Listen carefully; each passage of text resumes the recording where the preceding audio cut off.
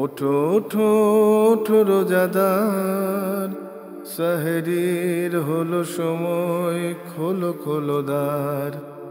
বাতাস ডাকে তোমায়, ডেকে যায় তারকারা, আসমানে আছে যত আলোকিত ফেরেশতারা। ওঠো ওঠো ওঠো রোজাদার। আসসালামু আলাইকুম। প্রিয় দর্শক, আপনারা যারা দেশে আছেন প্রবাসে, সবাইকে জানাই মাহে রমজানের শুভেচ্ছা। শুরু হলো এনটিভি আয়োজিত এবং first security Islami bank limited নিবেদিত অনুষ্ঠান বরকতময় sehri. Cosponsor mercantile bank limited এবং টেকনো ড্রাগস লিমিটেড। প্রিয় দর্শক, আপনাদের সাথে আছি আমি জাইনুল আবেদিন আজাদ। আমরা শুরুতেই শুনব পবিত্র কোরআন থেকে তেলাওয়াত। সেহরির হলো সময়, খোলো খোলো দ্বার। أعوذ بالله من الشيطان الرجيم. بسم الله الرحمن الرحيم.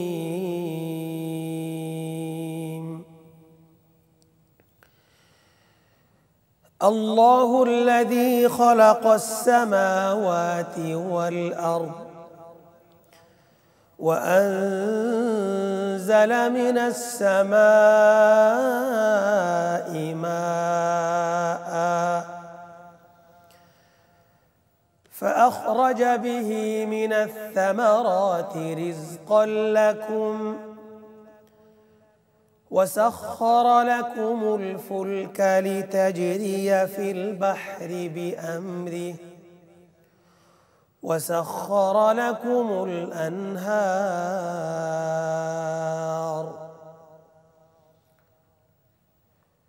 وسخر لكم الشمس والقمر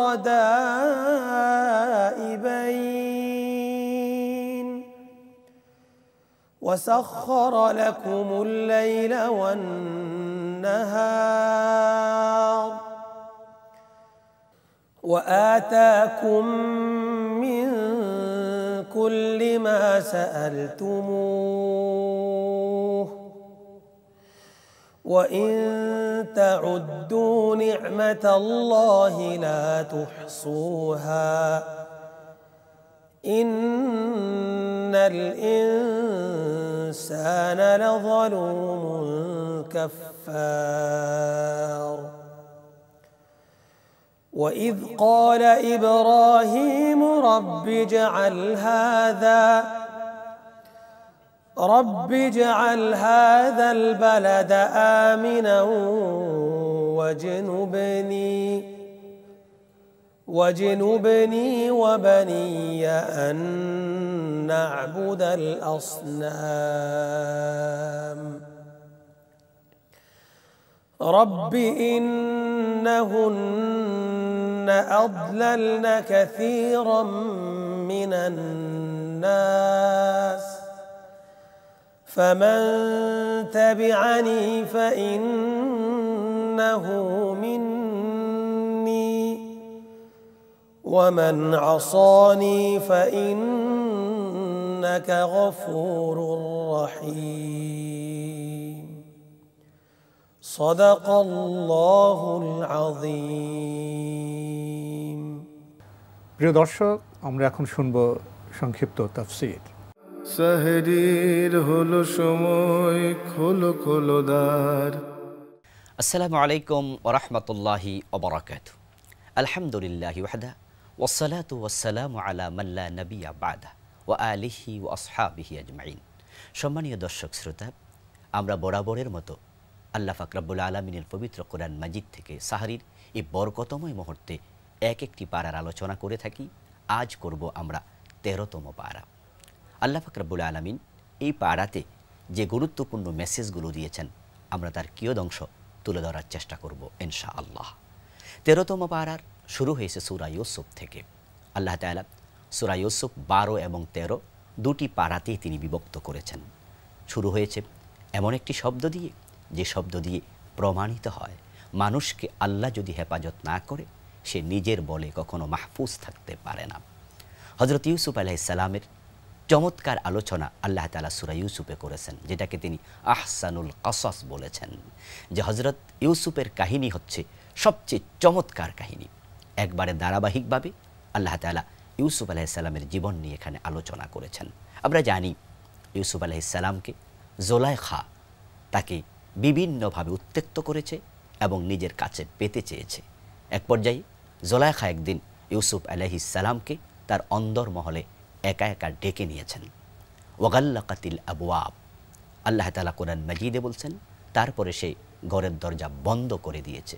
ফাকালাত হাইতা লাক, তারপরে সে ইউসুফ আলাইহিস সালামকে লক্ষ্য করে বলছে, আমার কাছে আসো, আমি তোমার হতে চাই, তোমাকে কাছে পেতে চাই। ইউসুফ আলাইহিস সালাম সেদিন উনার সঙ্গ নেননি, বরং তিনি দৌড়িয়ে বের হয়ে গিয়েছিলেন। আমরা জানি এক পর্যায়ে জুলাইখা উনার পিছনে জামা চেপে ধরেছিল এবং জামাটা সিরে পর্যন্ত গিয়েছিল। এই কাহিনী বলার পরে আল্লাহ পাক রব্বুল আলামিন এখন 13তম পারায় তিনি বলছেন, ওমা উবাররিউ নাফসি ইন্নান নাফসা লাআম্মারাতুম বিসসু ইল্লা মা রাহিমা রাব্বি। অর্থাৎ ইউসুফ আলাইহিস সালাম রাজি হননি, তিনি তাকে সঙ্গ দেননি, জেনায় লিপ্ত হতে তিনি রাজি হননি কোনোভাবেই। দৃঢ়তার সাথে সামনে এগিয়ে গিয়েছেন। দরজা সে লাগিয়ে দিয়েছিল, কিন্তু আল্লাহ খুলে দিয়েছিলেন। ইউসুফ আলাইহিস সালাম এক পর্যায়ে তার সাথে আপোষ না করার কারণে জেলে যেতে হয়েছে। আমরা জানি জুলাইখার স্বামী আজিজে মিসর, সে ছিল প্রেসিডেন্ট। স্ত্রী বিভিন্নভাবে তাকে ফুসলিয়ে ইউসুফ আলাইহিস সালামকে জেলখানায় বন্দি করেছে। ইউসুফ আলাইহিস সালাম যদি আপোষ করতেন, জেল খাটতে হতো না। এতে বোঝা যায় কখনো কখনো সত্যের পথে দৃঢ় থাকার কারণে জেল খাটতে হয়, মামলার শিকার হতে হয়। আল্লাহর নবীগণ ঠিক তাই হয়েছিলেন। ইউসুফ আলাইহিস সালাম আজ মিশরের প্রেসিডেন্ট। উনার ভাইয়েরা ওনাকে শত্রুতা করে কোফে ফেলে দিয়েছিল। আল্লাহ পাক রব্বুল আলামিন বলছেন, ওয়াজা ইখওয়াতু ইউসুফা ফাদাখালু আলাইহি ফাআরাফাহুম ওয়া হুম লাহু মুনকিরুন। এক পর্যায়ে যখন দুর্ভিক্ষ তৈরি হলো, তখন ইউসুফ আলাইহিস সালামের ভাইয়েরা মিশরে এসেছিল খাবার সংগ্রহের জন্য। সেদিন যখন তারা রাজদরবারে প্রবেশ করেছে, আল্লাহ তাআলা বলেন, ভাইদেরকে দেখে ইউসুফ আলাইহিস সালাম তাদেরকে চিনেছেন, যারা শত্রুতা করেছিল। কিন্তু তারা ইউসুফ আলাইহিস সালামকে চিনতে পারেনি। তারা ভাবতেও পারেনি কূপে ফেলে দেয়া সেই ইউসুফ আজকে মিশরের প্রেসিডেন্ট। এক পর্যায়ে ইউসুফ আলাইহিস সালাম তাদের সাথে কথাবার্তা বললেন, তিনি নিজের পরিচয় প্রকাশ করলেন। তখন তার ভাইয়েরা ভয় পেয়ে গিয়েছিল। তারা ভেবেছিল আজকে আমাদের উপায় নেই, আমরা তাকে কূপে ফেলে হত্যা করতে চেয়েছিলাম, আজকে তার দরবারে আমরা হাজির, আজকে সে প্রেসিডেন্ট, আমরা আজকে অসহায়। ইউসুফ আলাইহিস সালাম তাদের দিকে তাকিয়ে, তাদের চেহারা দেখে, অভিব্যক্তি দেখে তিনি বুঝতে পেরেছিলেন তারা ভীত সন্ত্রস্ত। তখন তিনি কি বলেছিলেন? আল্লাহ তাআলা বলেন, ইউসুফ আলাইহিস সালাম ক্বালা লা তাসরিবা আলাইকুমুল ইয়াউম। ইউসুফ আলাইহিস সালাম বলেন, আজকে তোমাদের সাথে আমার প্রতিশোধের সম্পর্ক নেই, আমি কোনো রকমের প্রতিশোধ নেব না। ইয়াগফিরুল্লাহু লাকুম, বরং আমি উল্টা দোয়া করছি আল্লাহ যেন তোমাদের ক্ষমা করে দেয়। ওয়া হুয়া আরহামুর রাহিমিন, তিনি সবচেয়ে বড় ক্ষমাশীল। সুবহানাল্লাহি ওয়া বিহামদি। তিনি চাইলে সেদিন প্রতিশোধ নিতে পারতেন, কিন্তু নেননি। এটাই নবীদের চরিত্র। হযরত মুহাম্মদুর রাসূলুল্লাহ সাল্লাল্লাহু আলাইহি ওয়াসাল্লামও যখন মক্কা বিজয় করেছিলেন, কাফেররা সেদিন ভেবেছিল আজকে উপায় নেই, মুহাম্মদ আমাদেরকে ছাড়বে না। কিন্তু রাসূল সাল্লাল্লাহু আলাইহি সাল্লাম সেদিন ইউসুফ আলাইহিস সালামের মতোই বলেছিলেন, লা তাসরিবা আলাইকুমুল ইয়াউম, আজকে আমিও প্রতিশোধ নেব না। তিনিও ক্ষমা করে দিয়েছিলেন। এই জন্য ক্ষমাই হোক আমাদের চরিত্রের অন্যতম গুণাবলী। এটাই হচ্ছে ঈমানদারের জন্য অনেক বড় সৌন্দর্য, উত্তম চরিত্রের নিদর্শন। আল্লাহর হাবিব সাল্লাল্লাহু আলাইহি সাল্লাম বলেছেন, ওয়াফু আম্মান যালামাক, যে ব্যক্তি তোমার উপর জুলম করে তুমি পারলে তাকে ক্ষমা করে দাও। ক্ষমার মাঝে আছে আপনার উত্তমতা, ক্ষমার মাঝে আছে আপনার বিচক্ষণতা, ক্ষমার মাঝে আছে আপনার সাহসিকতা, ক্ষমার মাঝে আছে আপনার জীবনের শ্রেষ্ঠ পাওয়া। এই জন্য প্রতিশোধ নেয়ার মাঝে উত্তমতা নেই, এখানে কোনো শক্তি নেই, এখানে আছে অহংকার। আর ক্ষমার মাঝে আছে বিনয়। এই জন্য আসুন আমরা এই মেসেজটি জীবনে কাজে লাগাই। তারপর আল্লাহ পাক রব্বুল আলামিন রাসূল সাল্লাল্লাহু আলাইহি সাল্লামকে লক্ষ্য করে বলেন, যালিকা মিন আম্বাইল গায়ব নুহিহি ইলাইক। হে নবী মুহাম্মদ সাল্লাল্লাহু আলাইহি ওয়াসাল্লাম, এই যে ইউসুফ আলাইহিস সালামের সাথে তার ভাইদের এই যাবতীয় কথাবার্তা সবটাই কিন্তু গায়েবের খবর, আমি আপনার কাছে ওহীর মাধ্যমে মেসেজ হিসাবে পাঠিয়েছি। আপনি সেখানে সেদিন ছিলেন না, আমি জানাচ্ছি। তাহলে আল্লাহ তাআলা এখানে বুঝিয়ে দিলেন যে গায়েব আল্লাহ ওহির মাধ্যমে রাসূলকে জানান। রাসূল সাল্লাল্লাহু আলাইহি ওয়াসাল্লাম নিজ থেকে গায়েব জানতেন না, গায়েবের মালিক একমাত্র আল্লাহ। তাই তিনি বলছেন যালিকা মিন আম্বাইল গায়ব নুহিহি ইলাইক, আমি আপনার কাছে ওহির মাধ্যমে জানাচ্ছি। কিছু কিছু মানুষ ভুল বোঝে, তারা বলে রাসূল গায়েব জানে, অলিরা গায়েব জানে, গণক যারা জাদুকর তারা গায়েব জানে। মোটেও নয়, গায়েবের মালিক একমাত্র আল্লাহ। তিনি পবিত্র কোরআন মাজিদে বলছেন কুল লা ইয়ালামু মান ফিস সামাওয়াতি ওয়াল আরদিল গায়বা ইল্লাল্লাহ। হে নবী, আপনি বলে দিন আকাশ এবং জমিনে আল্লাহ ছাড়া কেউ গায়েব জানে না। রাসূল সাল্লাল্লাহু আলাইহি ওয়াসাল্লাম ওহির বাহিরে কোনো কথা বলতেন না। আল্লাহ তাআলা বলছেন মা ইয়ানতিকু আনিল হাওয়া ইন হুয়া ইল্লা ওয়াহয়ুন ইউহা, আমার নবী নিজ থেকে কোনো কথাই বলে না, বরং তিনি যা বলেন সব আমার পাঠানো ওহী। কাফেররা যখন রাসূল সাল্লাল্লাহু আলাইহি ওয়াসাল্লামকে বিভিন্ন রকমের প্রশ্ন বানে জর্জরিত করত, তারা ঠেকাতে চাইতো, রাসূল সাল্লাল্লাহু আলাইহি ওয়াসাল্লামকে বিভিন্ন রকমের প্রশ্ন করত, জবাব যেগুলো তার জানা আছে তিনি সাথে সাথে দিয়ে দিতেন। যে প্রশ্নের জবাব রাসূল সাল্লাল্লাহু আলাইহি ওয়াসাল্লামের জানা ছিল না, তিনি বানিয়ে বলতেন না, গোজামিলের আশ্রয় নিতেন না, বরং তিনি ওহির জন্য অপেক্ষা করতেন। এই ওহির জন্য অপেক্ষা করাই প্রমাণ করে গায়েবের মালিক একমাত্র আল্লাহ।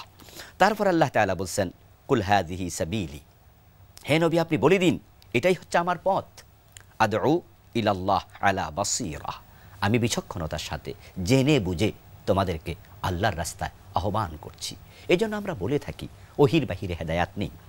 যদি কোনো ব্যক্তি কোরআন সুন্নাহর বাহিরে কথা বলে, সেটা যেই বলুক পরিত্যাজ্য হবে। কারণ আল্লাহর রাসূলকে আল্লাহ নিজে বলছেন যে আপনি বলুন যে আমি বসীরতের মাধ্যমে তোমাদেরকে আল্লাহর পথে রাখি এবং আমার অনুসারীরা তাই করবে। অর্থাৎ কোরআন সুন্নাহর বাহিরে কেউ দ্বীনের পথে আহ্বান করবে না। এরপর আল্লাহ তাআলা 13তম পারাতে সূরাতুর রাদ নাজিল করেছেন। তিনি বলেছেন আল্লাহুল্লাযী রাফা'আস সামাওয়াত বিগাইরি আমাদ তারাউনাহা। আল্লাহ তাআলা সূরাতুর রাদের 2 নম্বর আয়াতে চমৎকার একটি মেসেজ দিয়েছেন। ও দুনিয়ার মানুষ, তোমরা আল্লাহকে চিনছো না কেন? আল্লাহকে অনেকে নাকি খুঁজে পায় না। তারা বলে আমরা অনেক জায়গায় গিয়েছি, আল্লাহকে পাইনি। আমরা বলি আল্লাহকে পাওয়ার জন্য মঙ্গল গ্রহে যাওয়া দরকার নেই, চাঁদের দেশে যাওয়া দরকার নেই। আল্লাহকে পাওয়ার জন্য তুমি পৃথিবীর মাখলুকের দিকে তাকাও, অফি আনফুসিকুম আফালা তুবসিরুন, নিজের দিকে তাকাও, তোমার মাঝে তুমি আল্লাহকে খুঁজে পাবে। একজন আরব্য কবি বলেছিলেন উনজুর ইলাল মারই ওয়াকুল মান শাক্কা ফিহি বাসারা মান যাল্লাযী জাহাযাহু বিকুওয়াতিন মুফতাকারা যাকা হুয়াল্লাহুল্লাযী আনউমুহু মুনহামিরা। তুমি আয়নার সামনে দাঁড়াও, প্রশ্ন করো এত চমৎকার অবয়ব, এ সুন্দর চোখ কে বানিয়েছে? চোখের চারিদিকে হাড্ডি, মাঝখানে নরম চোখ কে বসিয়ে দিল? 3.5 হাত লম্বা মানুষ হাতি শাসন করছে, 3 মাসকে বিভিন্ন রকমের তালিম তারবিয়ত দিচ্ছে, শিক্ষা দিচ্ছে। কিভাবে আল্লাহ ক্ষমতা দিলেন, মগজের ভিতরে শক্তি দিলেন? একটু চিন্তা করো, দেখবে একজন স্রষ্টাকে তুমি খুঁজে পাবে। ওয়াফিল আরদে আয়াতুন লিল মুকিনিন, আল্লাহ তাআলা বলছেন এই আকাশ আমি বানিয়েছি, জমিন আমি বানিয়েছি, একটা খুঁটি নেই। তুমি বোঝো না যে জমিনের প্রত্যেকটি মাখলুকের মাঝে আমি আল্লাহর নিদর্শন আছে? তারপর আল্লাহ তাআলা বলছেন সাখখারাশ শামসা ওয়াল কামার, এই সূর্যকে তিনি চালান, এই চন্দ্রকে তিনি পরিচালিত করেন। সুবহানাল্লাহ, সূর্য বিশাল এক মাখলুক, পৃথিবীর তুলনায় 13 লক্ষ গুণ বড়। এ সূর্য আল্লাহর নির্দেশের বাহিরে সামান্য চলে না। লাশ-শামসু ইয়ানবাগী লাহা আন তুদরিকাল কামার ওয়ালাল লাইলু সাবিকুন নাহার, যে কক্ষপথ আল্লাহ দিয়েছেন সে কক্ষপথের বাহিরে সূর্য সামান্যটি যায়নি। আল্লাহ বলেন সেটা আমি পরিচালনা করছি। হুয়াল্লাযী মাদ্দাল আরদা, জমিনকে আমি বিস্তৃত করেছি, ওয়া জাআলা ফিহা রাওয়াসিয়া ওয়া আনহারা। তারপর আল্লাহ তাআলা বলছেন এই জমিনের মাঝে তিনি পাহাড় বানিয়েছেন। এই পাহাড়গুলো হচ্ছে জমিনের পেরেক তুল্য। যদি পাহাড় না থাকতো বারবার ভূমিকম্প হতো, জমিন হেলে দুলে যেত। এই জন্য আল্লাহ পাহাড় বানিয়েছেন জমিনের পেরেক স্বরূপ। তারপরে বলেন আমি নদী বানিয়েছি। সুবহানাল্লাহি ওয়া বিহামদিহি, এই নদী এবং সাগর আমাদের জন্য কত কল্যাণ বয়ে আনছে। আল্লাহ তাআলা এগুলো স্মরণ করিয়ে দিয়ে তারপরে তিনি বলছেন আলিমুল গায়বি ওয়াশ শাহাদা, মনে রেখো এই আল্লাহ কিন্তু প্রকাশ্য অপ্রকাশ্য সব কিছু জানে। সুবহানাল্লাহ, আল্লাহ আমাদের বোঝাচ্ছেন তাকে গোপনে রেখে কিছুই করার ক্ষমতা আমাদের নেই, সেহেতু সাবধান হয়ে আমাদের চলতে হবে।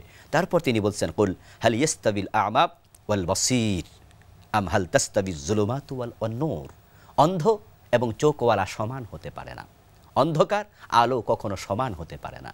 এই জন্য যারা চোখওয়ালা অর্থাৎ যাদের বিবেক বুদ্ধি আছে, সচেতনতা আছে, অর্থাৎ যারা জ্ঞানী, যারা গুণী, তারা কখনো জাহেলের মতো হতে পারে না। এই জন্য আমরা যারা শিক্ষিত, আমাদের আচার আচরণ, কথা, আমাদের কাজ, প্রতিটা জায়গায় শিক্ষার একটি প্রভাব যেন প্রতিফলিত হয়। যারা অশিক্ষিত, মূর্খ, তাদের মতো আচরণ যেন আমরা শিক্ষিতরা না করি। এরপর আল্লাহ তাআলা বলছেন, আল্লাহু ইয়াবসুতুর রিজকা লিমান ইয়াশা ওয়া ইয়াকদির। আল্লাহ তাআলা যাকে চান রিজিক বাড়িয়ে দেন, আবার যাকে চান রিজিক কমিয়ে দেন। রিজিকের মালিক রাজ্জাক। এই জন্য আমরা রিজকের জন্য পাগল হয়ে যাব না, হয়রান হয়ে যাব না। রিজিক তালাশ করতে গিয়ে হালাল হারামের সীমানা আমরা ভুলে যাব না। রিজিকের জন্য আমরা ব্যক্তির কাছে ধর্ণা দেব না, অমুক জায়গায় তমুক জায়গায় গেলে রিজিক বেড়ে যাবে, হাতের মাঝে আংটি দিলে, গলার মাঝে তাবিজ ঝুলালে রিজিক বেড়ে যাবে, ব্যবসা বেড়ে যাবে, এগুলো সঠিক কথা নয়। রাজ্জাক রিজিকের মালিক। এই জন্য আল্লাহ বলছেন, আমি চাইলে রিজিক বাড়িয়ে দেই, আমি চাইলে রিজিক কমিয়ে দেই। এই জন্য আমাদের যাদের অভাব আছে আমরা সকলেই আল্লাহর কাছে যেই রিজিক প্রার্থনা করি। তারপর আল্লাহ তাআলা বলছেন, আলা বিযিকরিল্লাহি তাতমাইন্নুল কুলুব। আল্লাহর স্মরণে আছে অন্তরের প্রশান্তি। আমরা আজকে অনেকেই প্রশান্তি অনুভব করছি না। কোটি কোটি টাকা আছে কিন্তু শান্তি নেই। ট্যাবলেট না খেলে ঘুমে ধরে না। অনেকে আছে পয়সাওয়ালা, আত্মহত্যা করছে, অন্তরের প্রশান্তি হারিয়ে ফেলেছে। আল্লাহ বলছেন, আল্লাহর জিকিরের মাঝে প্রশান্তি আছে। এই জন্য কোরআন তেলাওয়াত করবেন, জিকির আজকার করবেন। কোরআন একটি বড় জিকির। আর সুবহানাল্লাহ, আলহামদুলিল্লাহ, লা ইলাহা ইল্লাল্লাহ, বিভিন্ন শব্দে আছে জিকির। জিকির করলে অন্তর প্রশান্ত হবে। এরপর আল্লাহ তাআলা সূরা ইব্রাহিম নাজিল করেছেন, সেখানে তিনি বলেছেন, কিতাবুন আনজালনাহু ইলাইকা লিতুখরিজান নাসা মিনাজ যুলুমাতি ইলান নূর। 13তম পারার আরেকটি চমৎকার সূরা ইব্রাহিম, যেখানে আল্লাহ তাআলা বলছেন, আমি এই কোরআন দিয়েছি, আপনি অন্ধকার থেকে মানুষগুলোকে আলোর পথ দেখাবেন। আলোর পথ যদি আমরা পেতে চাই, কোরআনের কাছে আমাদের যেতেই হবে। জাহিলিয়াতের যুগ এ কোরআন পরিবর্তন করে দিয়েছিল। অন্ধকার যুগে কোরআন এসেছে, আলোর পথ মানুষকে দেখিয়ে দিয়েছে। রাসূলুল্লাহ সাল্লাল্লাহু আলাইহি সাল্লাম বলেছেন ইন্তেকালের আগে, খায়রুল কুরুনি করনি, আমার যুগ পৃথিবীর সর্বশ্রেষ্ঠ যুগ। আসুন কোরআনের কাছে যাই, সমাজ পরিবর্তন হবে। এরপর আল্লাহ তাআলা বলছেন, প্রত্যেক নবীকে, রাসূলকে আমি নিজস্ব ভাষায় কিতাব দিয়েছি, নিজের ভাষায় কথা বলতে বলেছি। এজন্য মাতৃভাষার গুরুত্ব অনেক বেশি। মাতৃভাষাকে অবমূল্যায়ন করা যাবে না। তারপর আল্লাহ মূসা আলাইহিস সালামকে নিয়ে কথা বলেছেন, হযরত নূহকে নিয়ে বলেছেন, আদ সামুদ জাতিকে নিয়ে বলেছেন। আল্লাহ পাক রব্বুল আলামিন বলেছেন, তিনি দুনিয়ায় যারা ঈমানের উপরে থাকবে, ইউসাব্বিতুল্লাহুল্লাযীনা আমানু বিল কওলিস সাবিত ফিল হায়াতিদ দুনিয়া ওয়া ফিল আখিরা। ঈমানের উপরে যারা দৃঢ়তার সাথে দুনিয়ায় থাকে, কবরেও আল্লাহ তাদেরকে ঈমানের উপরে রাখবেন। এই জন্য আমরা যারা কবরের জিন্দিগি, আখিরাতের জিন্দিগিকে ভালো করতে চাই, দুনিয়া ঈমানের ব্যাপারে সতর্ক থাকা লাগবে। কুফর করা যাবে না, শিরক করা যাবে না, নিফাক করা যাবে না। ঈমানের মজবুতি তৈরি করুন, আল্লাহ তাআলা দুনিয়া আখিরাতে কল্যাণে ভরপুর করে দেবেন ইনশাআল্লাহ। আসসালামু আলাইকুম ওয়া রাহমাতুল্লাহি ওয়া বারাকাতুহু। এখন শুনবো একটি ইসলামিক গান। সেহরির হলো সময়, খোলো খোলো দ্বার। আমি যদি কোনোদিন পথ ভুলে যাই, হাত ছানি দিয়ে কাছে নিও, মমতার বন্ধনে আমায় বেঁধে সব ভুল ক্ষমা করে দিও। আমি যদি কোনোদিন পথ ভুলে যাই, হাত ছানি দিয়ে কাছে নিও, মমতার বন্ধনে আমায় বেঁধে সব ভুল ক্ষমা করে দিও।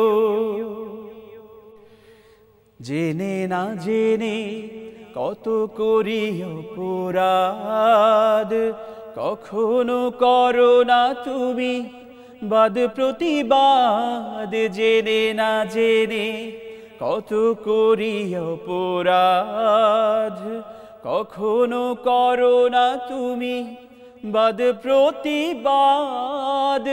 তোমার দয়ার সীমা নাই নাই নাই, তোমার দয়ার সীমা নাই নাই নাই। সেই দয়া পেতে আজ কাঁদি আমিও, মমতার বন্ধনে আমায় বেঁধে সব ভুল ক্ষমা করে দিও।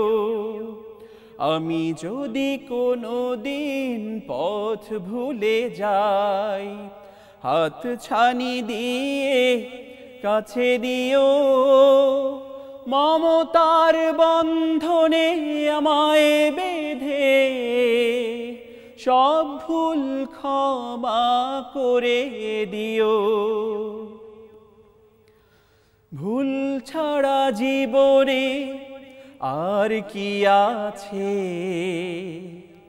ভুল করে ফিরে আসি তোমার কাছে।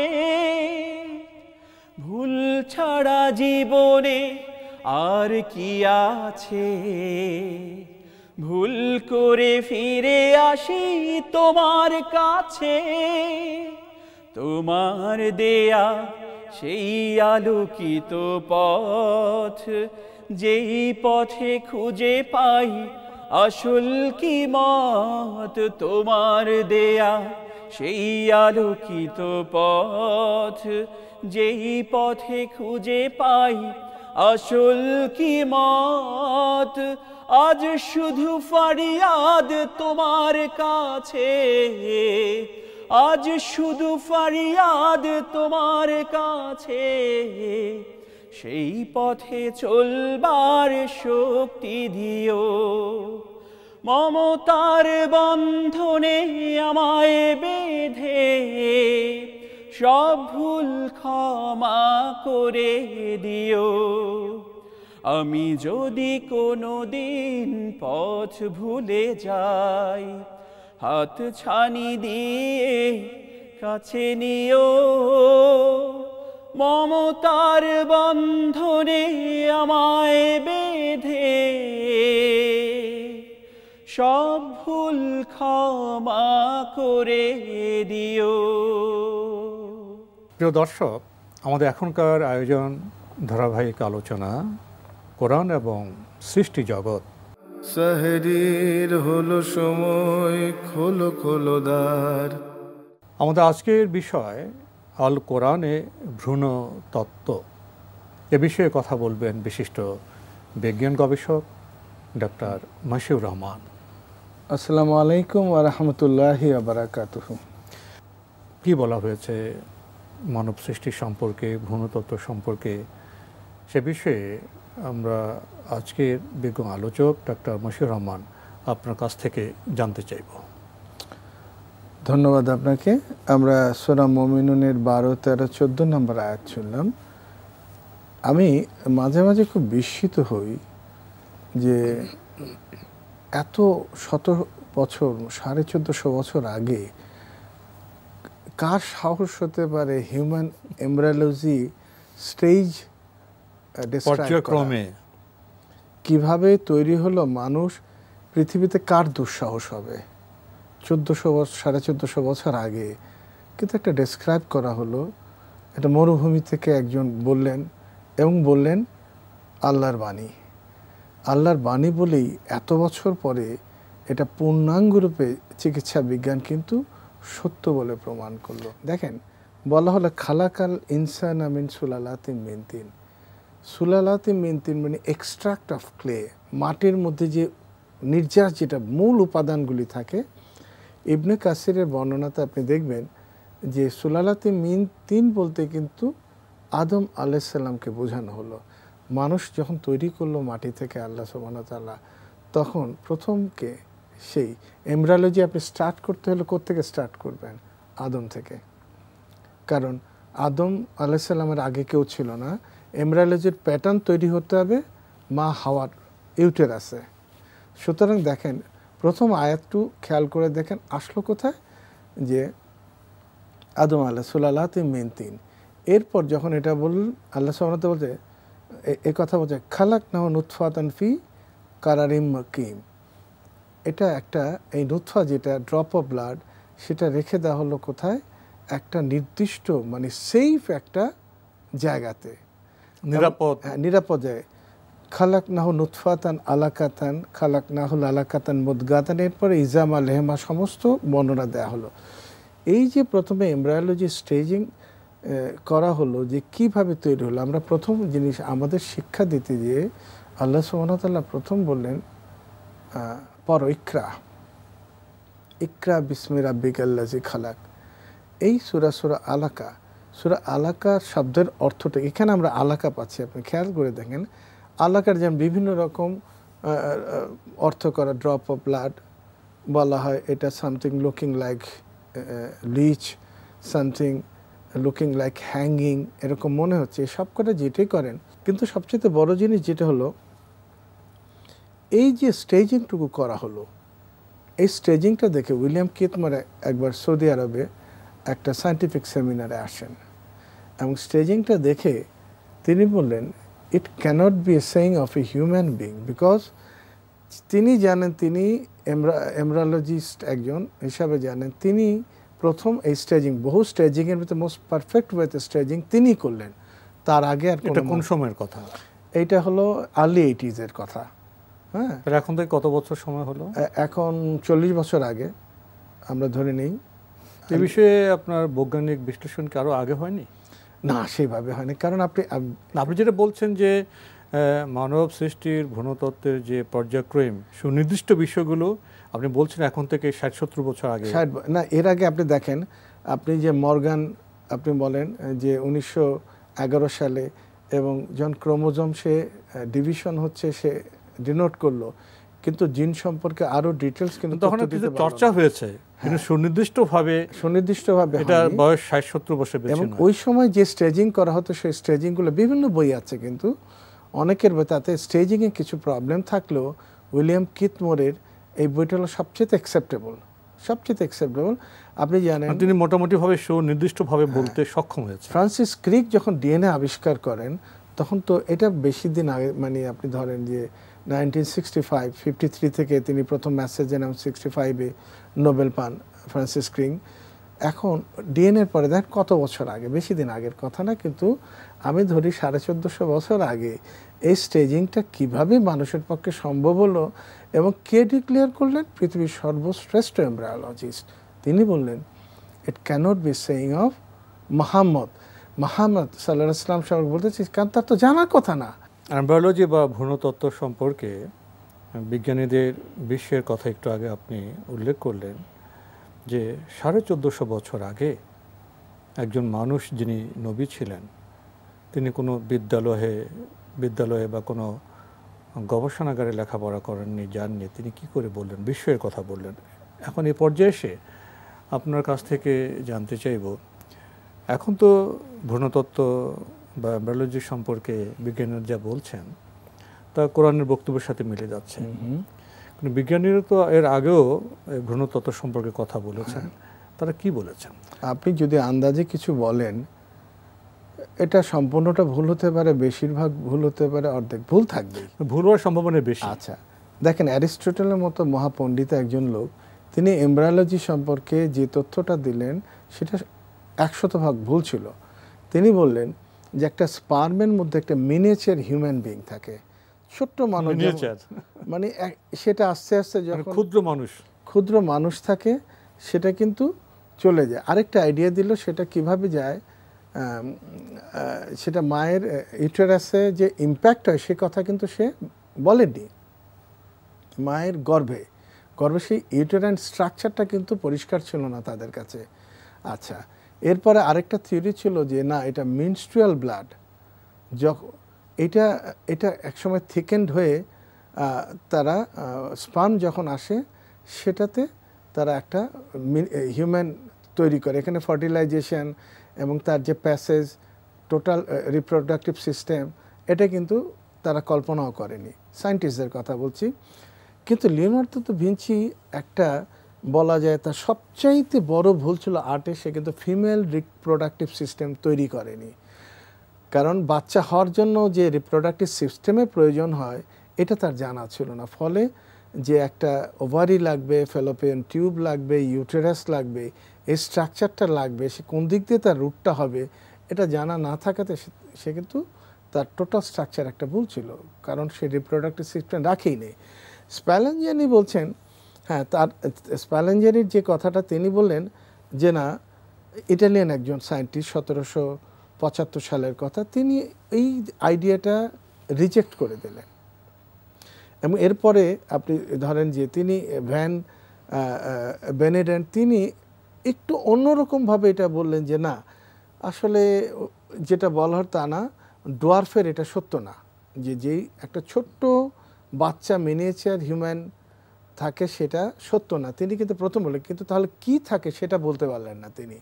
কিন্তু তার থিসিস থেকে, তার রিসার্চ থেকে তিনি এটা রিজেক্ট করে দিলেন। এরপরে 1888 এবং 1909-এ দুজন বিজ্ঞানী আমরা পাই। এরপরে যেমন বোভারি এবং এর পরবর্তী মর্গ্যান 1912-এ, এবং তারা কি করলেন যে ক্রোমোজোমের জিনিসটা আইডেন্টিফাই করলেন। এবং বিশেষ করে মর্গ্যান 1912-এ একটা ধারণা দিলেন সেল ডিভিশন হচ্ছে, তিনি একটা ধারণা দিলেন, কিন্তু এই ধারণাটা তখন পর্যন্ত কিন্তু এস্টাবলিশড হয়নি তাদের যে ভাবনা সে সম্পর্কে। হ্যাঁ, সেই সেল ডিভিশন একটা ভেরি কমপ্লিকেটেড জিনিস, সেটা এখানে বর্ণনা করা খুব একটা সমুচিত হবে না। এবং তারা ধারণা করলেন যে এই যে সেল ডিভিশন হচ্ছে, তারা আইডেন্টিফাই করলেন। সেল ডিভিশন আইডেন্টিফিকেশন পরে এখানে একটা মজার ব্যাপার বলি, বহু পুরানো হিপোক্রেটিস, যাকে বলা ফাদার অফ মেডিকেল সায়েন্স, তিনি একটা অদ্ভুত মেসেজ দিলেন যার গোটাটাই ছিল ভুল। তিনি বলছেন পুরুষের যে সিমেন্ট তৈরি হয়, এটা শরীরে বিভিন্ন জায়গা থেকে, ব্রেইন থেকে, স্পাইনাল কর্ড থেকে, স্পাইনাল ফ্লুইড থেকে, শরীরে বিভিন্ন অর্গান সব অ্যাকুমুলেট হয়ে টেস্টিসে আসে, দেন আপনার এক্সটার্নাল জেনারেটর দিয়ে সেটা বের হয়ে আসে। তার এই ধারণাটা একেবারে ভুল ছিল, কারণ হচ্ছে সিমেন্ট তৈরি হওয়ার জন্য যে সেমিনাল ভেসিকেলস, টেস্টিকেলস, একটা জটিল একটা প্রক্রিয়া থাকে, প্রস্ট্যাটিক গ্ল্যান্ড, কিছু fluid, different type of fluid, এটার জন্য ব্রেনের প্রয়োজন নেই, ওইখান থেকে কিছু আসে না, স্পাইনাল কর্ড থেকে আসে না, অন্যান্য এই লোকাল কিছু গ্ল্যান্ডের বাইরে তেমন কিছু আসে না। তো তার মতো একজন পণ্ডিত কিন্তু ভুল করলেন। এখন আপনি যদি দেখেন, আমরা যেটা চিন্তা করলাম যে পরবর্তীতে বিজ্ঞানীরা কি বললেন, আমরা বিজ্ঞানী কোরআন মজিদে সূরা দাহার দেখেন, সূরা দাহার মুমিনুনের কথা বললাম, মুমিনুন 23 নম্বর সূরা। আর যদি মানুষ তৈরি হতে হয় তখন কিন্তু পুরুষের স্পার্ম আসে এবং মায়ের কাছ থেকে ওভাম আসে। একটা স্পার্মের ক্রোমোজোম নাম্বার হচ্ছে 23, ওভামের ক্রোমোজোম হচ্ছে 23, 46 ক্রোমোজোম একটা পূর্ণাঙ্গ মানুষ তৈরি করে। একটা বিস্ময়করভাবে চিন্তা করতে হয় যে এই এমব্রায়োলজি স্টেজিংটা কিন্তু 23, সূরা মুমিনুন কিন্তু 23 নম্বর সূরা। একটু ধাক্কা খেতে হয়, অবাক হতে দেয়, ঠিক 23 মিলটা দেখে একটু মাঝে মাঝে অবাক হতে, এখানেই মিল। তো এখন যে জিনিসটা পরবর্তীতে চিন্তা করা যায় যে বিজ্ঞানীরা দেখলেন, এমব্রায়োলজিস্টরা দেখলেন, আসলে মূল ব্যাপারটা কি। কোরআন মজিদে সূরা দাহারের 2 নম্বর আয়াতে যে কথাটা বল, ইন্না খালাকনাল ইনসানা মিন নুতফাতিন আমশাজিন, এই যে আমশাজিন কথাটা বলা হলো, আর নুতফাটা কি এটা বলা হলো, অ্যারাবিক ট্রান্সলেশনে অনেক করে, তার একটা হলো স্পান। আমশাজিনের একটা জিনিস structure consist of combined mixture, বিভিন্ন জিনিস। আমরা জানি সেমেনের কম্পোজিশন একটা কমপ্লেক্স মিক্সচার, এবং এই যে আল্লাহ বলছেন মানুষ তৈরি করলেন একটা মিক্সিংয়ে, যেটা স্পান এবং ওভামের ডিম্বাণু এবং শুক্রাণুর মিলনের ফলে মানুষ মিলন হচ্ছে 1450 বছর আগে। আপনি যত বিজ্ঞানীর নাম বললাম, এদের কেউ কিন্তু অ্যাকুরেট ছিল না। তাহলে এখন এসে বিজ্ঞানীরা জানছে যে 1450 বছর আগে আরবের রাসূল সাল্লাল্লাহু আলাইহি ওয়াসাল্লাম যে কথাটা বলেছিলেন, যেটা উইলিয়াম কিথমোর বললেন যে হ্যাঁ, এই কথা মানুষের কথা হতে পারে না।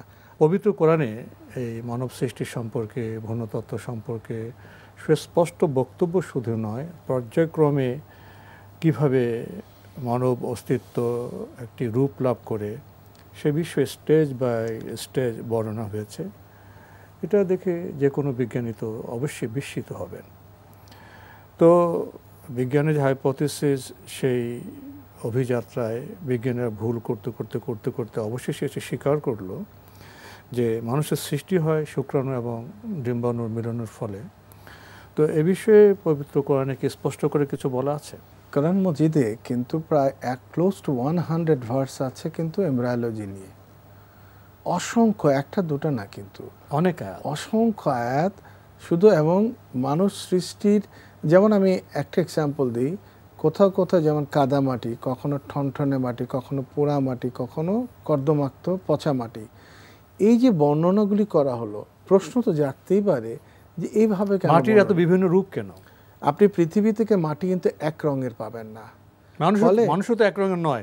এই জিনিসটা বললাম যে মাটির কথা, যে তোরাব, ঠনঠনে, কর্দমাক্ত, এটা কিন্তু ডিফারেন্ট রেসের কথা কিন্তু বলা হচ্ছে। মানুষ যে বিভিন্ন রকমের, বিভিন্ন বর্ণের, তার ফিজিওলজিক্যাল, ফিজিক্যাল স্ট্রাকচার, তার কালারের যে বৈচিত্র্য আছে, আপনি কিন্তু এই একটা যে কোনো স্ক্রিপচার আপনি দেখবেন মানুষ সৃষ্টি, মানুষের কথা বলা হলো, কিন্তু কখনোই বলা হলো না ক্রাইটেরিয়া অফ ক্লে। এখানে কিন্তু বলা হলো মাটির বৈশিষ্ট্য এবং মাটির বৈচিত্র্য। কারণ হলো মানুষ সৃষ্টির মধ্যে সবচেয়ে বৈচিত্র্য কিন্তু একদম আলাদা। আপনার সাথে আমার এবং ইউরোপিয়ান একজনের, যেমন কিছু কিছু ডিজিজ ব্ল্যাকদের হয়, কিছু কিছু ডিজিজ হোয়াইটদের হয়। যেমন ধরেন একটা ক্যাপোসি সার্কোমা, এটা হোয়াইটদের হয়, যে এটা ব্ল্যাকদের হয় না। আবার দেখা যায় যে নিউমোসিস্টেট ক্যারিনি, সেটা এদের হয়, ওদের হয় না। এই যে ডিজিজগুলি মাটির বৈশিষ্ট্যজাত না, এইটা বৈশিষ্ট্য ক্যারি করে তার জিনের ক্রাইটেরিয়া। একটা বলা হয় যে HLA, হিউম্যান লিউকোসাইট অ্যান্টিজেন, এর মধ্যে তার কিছু ক্রাইটেরিয়া ক্যারি করে। যেমন আমি এইভাবে একটা কথা বলি যে কিছু কিছু এখন ধারণা করে কিছু কিছু বিজ্ঞানী, যাদের শরীরে CCL5 র্যান্টিস জিন থাকে, they will never been suffer from COVID-19 disease. তার মানে আপনি যেমন অ্যানকাইলোজিং স্পন্ডিলাইটিস হচ্ছে, আমি HLA ডিনোট করে দেখতে পাচ্ছি, বিভিন্ন ডিজিজ থেকে আমি দেখতে পাচ্ছি যে এই যে ক্রাইটেরিয়াগুলি দেওয়া আছে, এই বর্ণনাগুলি যেভাবে বলা আছে, যে এই বর্ণনা থেকে আপনি এটুকু বুঝতে পারবেন যে না, এটা আসলে সেই ক্যারেক্টারিস্টিকের, হিউম্যান ক্যারেক্টারিস্টিক ডিফারেন্ট। আপনি তৈরি করা হলো, আজকে আমরা অনেক কিছু করতে গেলে কিন্তু সেল টাইপ দেখে নিই, HLA একটা টেস্ট করে নেওয়া হয়, যে টিস্যু ম্যাচিং করে নেওয়া হয় বিভিন্ন কাজের সময়। এক সময় এটা কিন্তু কল্পনা, এখন এটা কমপ্লিকেটেড সাইন। জেনেটিক্যাল ইঞ্জিনিয়ারিং আলাদা ডিপার্টমেন্ট হলো, তারা হিউজ রিসার্চ করে। তো এই রিসার্চ করতে মানুষের মধ্যে, এই রিসার্চের ক্রাইটেরিয়ার মধ্যে দেখেন আপনি, এই কারণেই কোরআন মজিদে মানুষ সৃষ্টি বলে থামেনি, শেষ করেনি, বরঞ্চ যেমন পানি থেকে সৃষ্টি করলাম, তার উদ্দেশ্য সঠিক, ওয়াজা আলামিন আল মাই, আল্লাহ বলছেন তা আমি কোত্থেকে, সুলালাতে মিন তিন, একদম মাটির একদম এক্সট্রাক্ট থেকে। এইভাবে এখানে সে একটি কথা বলতে চাইব, পবিত্র কোরআনে যেখানে প্রতিটি শব্দ খুবই গুরুত্ব, মৌলিক এবং অনিবার্য, সেখানে সে ভ্রূণতত্ত্ব সম্পর্কে অনেকগুলো আয়াতে কথা বলা হয়েছে। আপনি কিছু উল্লেখ করেছেন। এই লক্ষ্যটা কি, তাৎপর্যটা কি? অর্থাৎ আল্লাহ মানুষকে সৃষ্টি করেছেন, সেটা বৈজ্ঞানিকভাবে আমাদের উপলব্ধি করতে হবে। বৈজ্ঞানিকভাবে যেটা আমরা এটা উপলব্ধি করি, তাহলে তো নৈতিকভাবে আমাদের সে এক স্রষ্টাকে আনুগত্য করা প্রয়োজন। আমাদের বেড়ে ওঠার যে বিজ্ঞান, সেটা কোরআন আমাদের জানিয়েছে। তাহলে বেড়ে ওঠে আমাদের করণীয় সম্পর্কে যে বিষয়, সেটাও কোরআনে উল্লেখিত হয়েছে। কিন্তু যে আল্লাহ মানুষকে সৃষ্টি করলেন, তাকে সুন্দর অবয়ব দিলেন, এবং এই অবয়ব পৃথিবীতে কিভাবে বেড়ে উঠবে, সেই পৃথিবীকে মানব বান্ধব করে সৃষ্টি করলেন, সেখানে মহান আল্লাহর সৃষ্ট মানুষের আচরণগুলি কেমন হচ্ছে, ভ্রূণতত্ত্ব সম্পর্কে কি তাদের কোনো সুক্রিয়া, তাদের কোনো সেজদা করা উচিত? আল্লাহ সূরা জারিয়ার 56 নম্বর আয়াতে বলছেন যে আমি মানুষ সৃষ্টি, জিন এবং মানুষ সৃষ্টি করলাম আমার ইবাদতের জন্য। সূরা আনামের 162 নম্বর আয়াতে বলছেন, বলো ইন্না সালাতি ওয়া নুসুকি ওয়া মাহইয়া ওয়া মামাতি লিল্লাহি রাব্বিল আলামিন। পৃথিবীতে আপনার একটাই উদ্দেশ্য, সেটা হচ্ছে আল্লাহর অ্যাবসলিউট আনুগত্য করা, আর নাথিং এলস। তো আজকে আমাদের এখানে শেষ করতে হচ্ছে। ডক্টর মশিউর রহমান, আপনি কষ্ট করে আমাদের স্টুডিওতে এসেছেন, সময় দিয়েছেন, সেজন্য আপনাকে অনেক ধন্যবাদ। আপনাকেও ধন্যবাদ। প্রিয় দর্শক, আমরা দেখছিলাম এনটিভি আয়োজিত এবং first security Islami bank limited নিবেদিত অনুষ্ঠান বরকত মে সাহারি। কো-স্পন্সর মার্কেন্টাইল ব্যাংক লিমিটেড এবং টেকনো ড্রাগস লিমিটেড। আমাদের এই অনুষ্ঠান আপনারা এনটিভি অনলাইনেও দেখতে পারবেন, ভিজিট করুন www.ntvbd.com। এছাড়া ইউটিউবে এবং আমাদের ভেরিফাইড ফেসবুক পেজে অনুষ্ঠান দেখতে পারবেন। সংক্ষিপ্ত সময়ে আমরা কী বা বলতে পারলাম? ভ্রূণতত্ত্ব বিজ্ঞানের বিষয়। ভ্রূণতত্ত্ব এবং কোরআনে ভ্রূণতত্ত্ব সম্পর্কে সুস্পষ্ট পর্যায়ক্রমিক যে বর্ণনা আছে তা যদি আমরা পাঠ করি, অধ্যয়ন করি, তাহলে আমাদের মাথা নত হয়ে আসবে মহান স্রষ্টার প্রতি। তাহলে যিনি আমাদের সৃষ্টি করলেন, আমাদের সুন্দর অবয়ব দিলেন এবং আমরা যেখানে বসবাস করব পৃথিবীকে মানব বান্ধব করে সৃষ্টি করলেন, সেই স্রষ্টার প্রতি কি আমরা অনুগত হব না? আমরা কি স্রষ্টার শুকরিয়া আদায় করব না? অকৃতজ্ঞ মানুষ কি কখনো মহত্তর কোনো লক্ষ্যে পৌঁছতে পারে? আসুন আমরা কৃতজ্ঞ হই এবং কৃতজ্ঞ হই। দেখা হবে ইনশাআল্লাহ আগামীকাল একই সময়ে। প্রিয় দর্শক, মহান আল্লাহ আমাদের সবাইকে নিরাপদে রাখুন শান্তিতে। আসসালামু আলাইকুম। রমজানে ঘিরে আছে কত রহমত, আছে কদরের রাত বরণে আমার। ওঠো রোজাদার পড়ো কোরআন।